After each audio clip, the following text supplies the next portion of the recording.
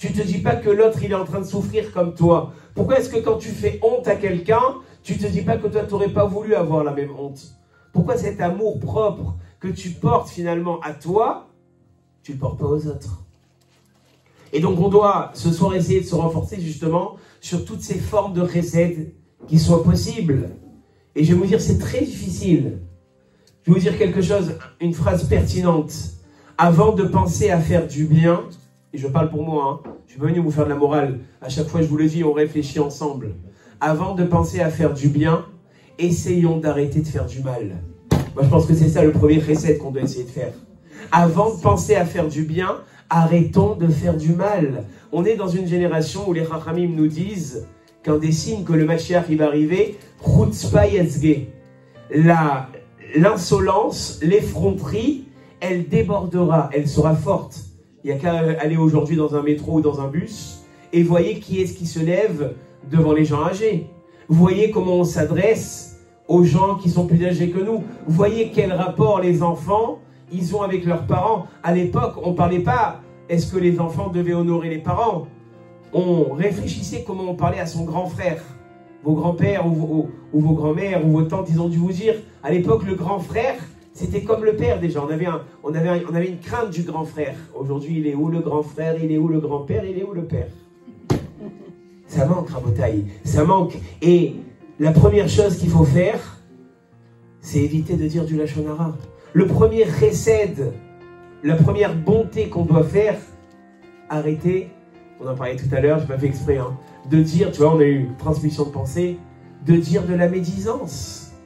Comment tu peux te permettre de parler de quelqu'un? Aujourd'hui, le Lachon Hara, il détruit des amitiés, il détruit des couples, il détruit des familles.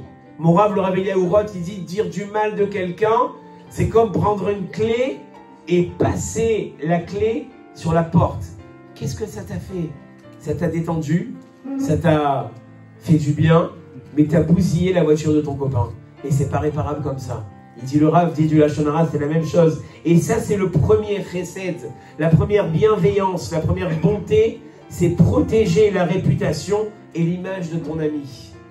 Ça doit être quelque chose, et je vous l'ai dit, en étudiant le Chafetz Chaim, on réfléchit beaucoup à ça. On fait attention à ce qui sort de la bouche.